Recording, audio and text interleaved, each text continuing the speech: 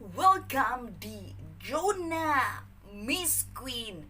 Zonanya siapa? Zonanya orang Miss Queen masa kini. Karena hanya di Zona Miss Queen lah yang akan menghadirkan kisah-kisah yang masih menjadi misteri.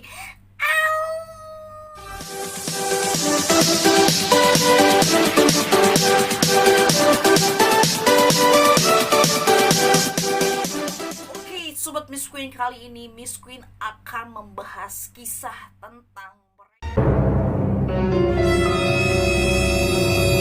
penasaran kisahnya seperti apa? Mari kita simak. Cek kisah.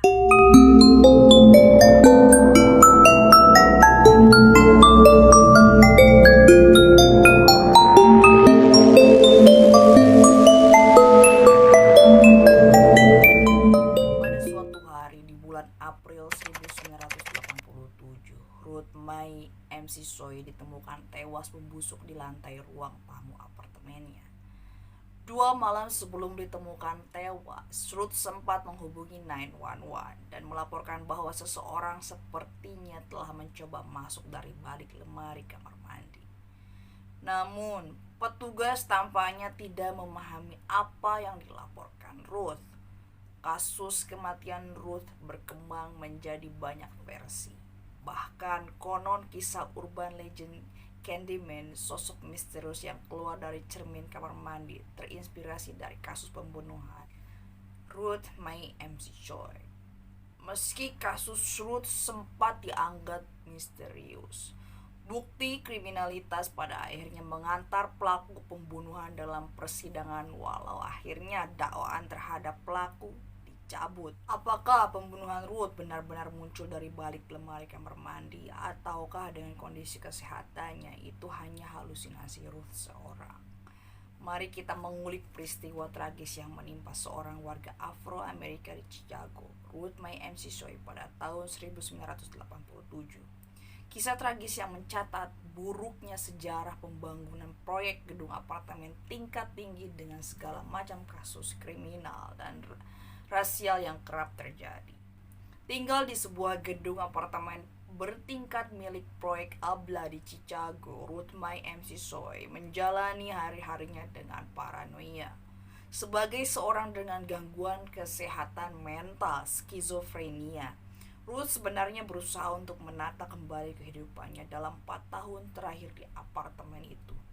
Ruth tinggal di apartemen berbentuk Y bernama Grace Abbott Homes, bangunan yang konon diketahui paling berbahaya di Abla.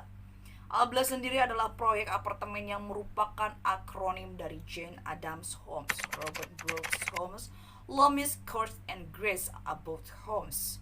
Meski situasinya pelik di tempat itu, Ruth tetap berusaha meniti hari-harinya yang kerap dihantui rasa takut dan paranoia. Pada Rabu siang 22 April 1987, Ruth baru kembali dari pusat psikiater rawat sakit Mount Sinai.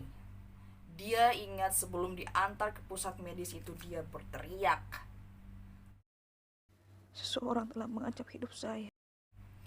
Ruth ingat dia terengah-engah berlari menuju seorang wanita yang tak jauh di dekatnya. Wanita itu membawa Ruth naik ke van ke pusat psikiater dan merayu wanita itu untuk menceritakan apa yang dia takutkan.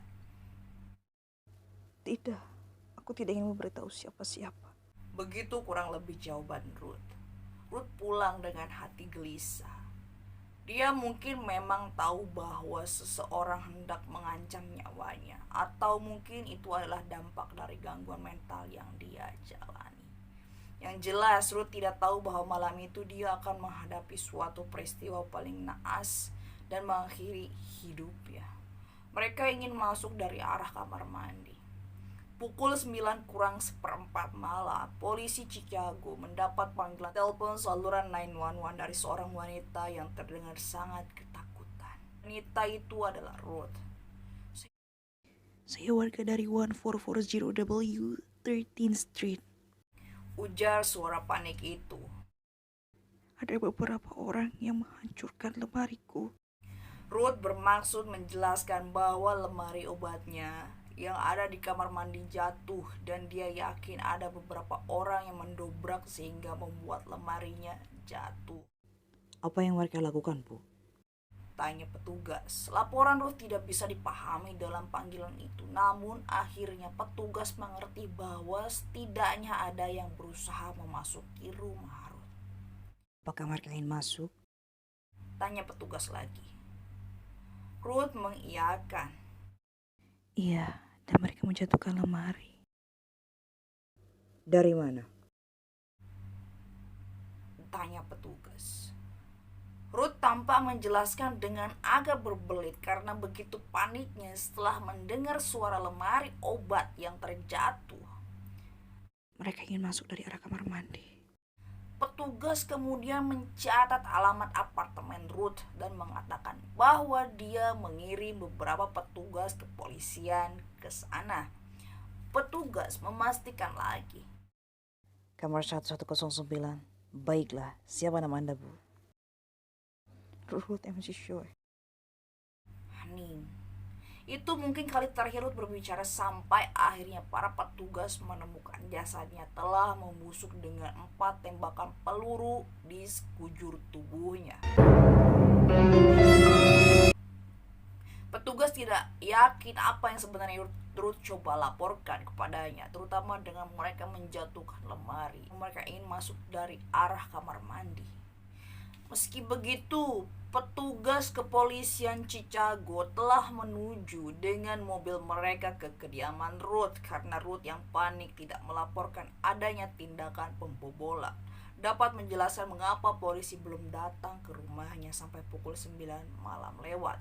Tak lama 4 petugas polisi datang di depan pintu kamar 1109 kamar Ruth 10 menit setelah pukul 9 malam. Mereka menggedor pintu memanggil Ruth, namun wanita itu tidak kunjung keluar. Seorang tetangga yang menyadari kehadiran polisi melaporkan bahwa dia mendengar seseorang berjalan di lorong dekat kamar Ruth dan seorang lainnya mengatakan dia mendengar suara tembakan. Ada 2 petugas polisi lagi di bawah yang memiliki kunci untuk bisa membuka kamar Ruth, namun ternyata kunci itu tidak cocok. Hal ini membuat para petugas bertanya-tanya tentang apa yang harus dilakukan. Haruskah mereka masuk ke apartemen dengan mendobrak? Berbicara dengan tetangga tidak banyak membantu. Selain 2 orang itu tidak ada yang menjawab di seberang aula. Bahkan apartemen di sebelahnya kosong. Dan tetangga di apartemen di ujung lorong mengatakan tidak. Mereka tidak mendengar atau melihat apapun. Maka pada pukul 21.48 polisi meninggalkan gedung apartemen Ruth.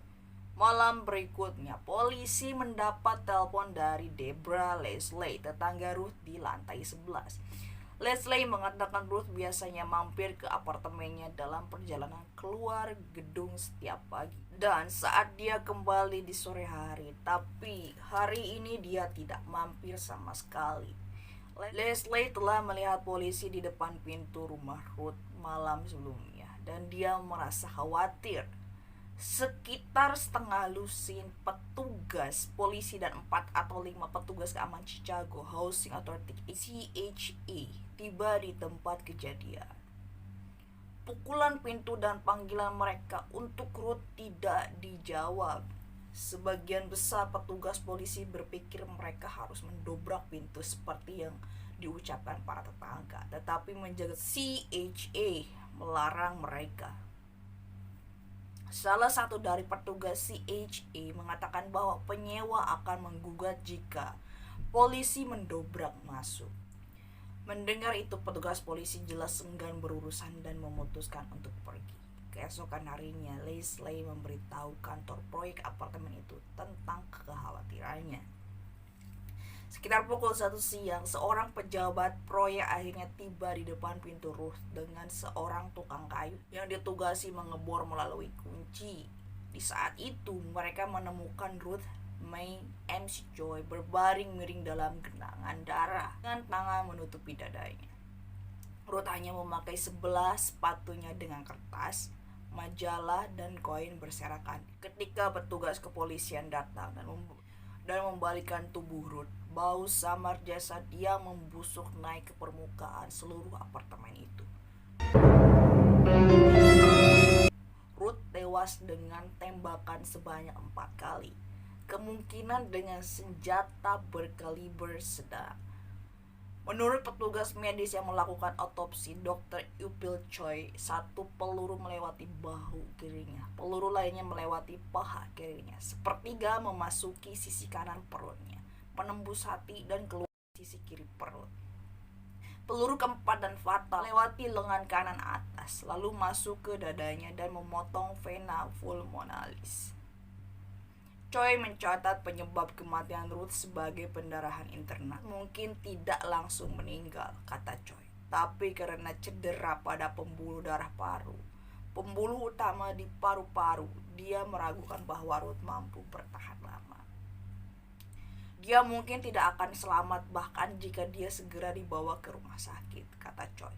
Ruth dinyatakan meninggal di rumah sakit County pukul 16.35 Jumat 24 April 1987. Pembunuhan proyek bukanlah berita biasa. Warga Afro-Amerika ditusuk dan ditendang sampai mati hampir setiap minggunya, 2 atau 3 kali seminggu dalam cuaca yang lebih hangat. Ruth hanyalah satu dari 3 warga Abla yang dibunuh pada hari-hari terburuk di bulan April. 2 hari setelah tubuh Ruth ditemukan, seorang penyerang tak dikenal menggunakan tongkat dan tangan serta kaki mereka untuk memukuli sampai mati seorang pria berusia 40 tahun yang tinggal di proyek apartemen Abla. Pembunuhan itu terjadi di jalan hanya 2 blok di sebelah timur gedung Ruth. 3 hari setelah itu, seorang wanita berusia 25 tahun yang tinggal di salah satu gedung tinggi Abbott mengakhiri pertengkaran dengan seorang warga berusia 20 tahun dengan menusukkan pisau ke dadanya. Pembunuhan itu terjadi tepat di luar gedung Ruth. Karena Ruth diketahui memiliki gangguan kesehatan mental, kasusnya disegerakan. Ruth mungkin mengenal penyerangannya, kata polisi. Hal itu dikatakan karena polisi tidak menemukan adanya pendobrak ataupun pembobolan dari pintu rumah Ruth. Pada 10 Juni, detektif menemukan fakta bahwa pembunuhan Ruth memang tidak menyusup melalui pintu rumah, melainkan melalui dinding kamar mandi, tepatnya dari balik cermin lemari obat yang digantung di kamar mandinya. Seketika, laporan Ruth bahwa mereka ingin masuk dari arah kamar mandi adalah laporan yang begitu jelas dan membuktikan bahwa Ruth tidak berhalusinasi. Pembunuh Ruth masuk melalui celah antar apartemen dengan memasuki sebuah jalur pipa dan melepas lemari yang terpasang di kamar mandi, menerobos masuk dan memanjat dinding untuk bisa memasuki apartemen. Berita tentang siapa yang terbunuh begitu cepat tersebar di gedung-gedung tinggi Abbott jauh sebelum diwartakan oleh media. Tidak banyak yang kaget, kata seorang petugas kebersihan Abbott. Anda menjadi tidak peka dengan apa yang terjadi di sini setiap hari, kata petugas kebersihan yang tidak mau disebut namanya itu. Di sini ada perilaku kebinatangan. Itulah kondisi kehidupan yang berlaku di masyarakat animalisme, di mana Anda mengkhawatirkan mereka yang lebih kuat dan Anda tidak peduli dengan mereka yang lebih lemah. Cara masuk pembunuhannya tidak mengejutkan penghuni gedung-gedung tinggi. Para penyusup gedung Abbott telah membobol apartemen mereka melalui lemari obat setidaknya selama setahun. Bahkan pemuda yang paling culun di sana tahu bahwa siapapun dapat meluncur dari satu apartemen ke apartemen yang berdekatan melalui jalur pipa, sekitar 2,5 kaki di antara lemari. Lemari itu sendiri diamankan dengan hanya 6 paku, bukan halangan. Di beberapa area bangunan bahkan dapat dipanjat secara vertikal dalam jalur pipa ke sebuah apartemen di atas atau di bawah yang ingin dimasuki.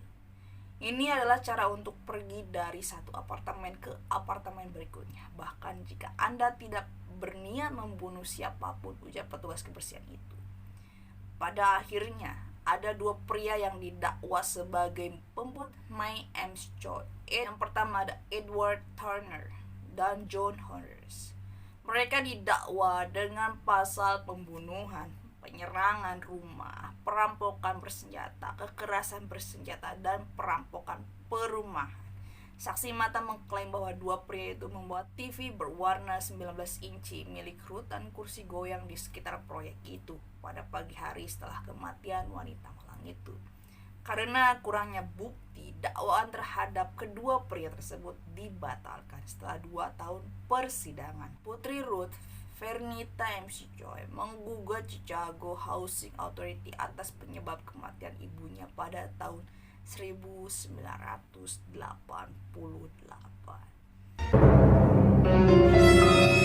Itulah Sobat Miss Queen, kisah misteri dari Ruth MC Choi, seorang wanita lansia yang dibunuh secara tragis dari balik lemari kamar mandinya. Oke, terima kasih bagi Sobat Miss Queen yang udah ikut serta di Zona Miss Queen ini. Saksikan kisah kasus misteri yang selanjutnya yang akan tayang di Zona Miss Queen.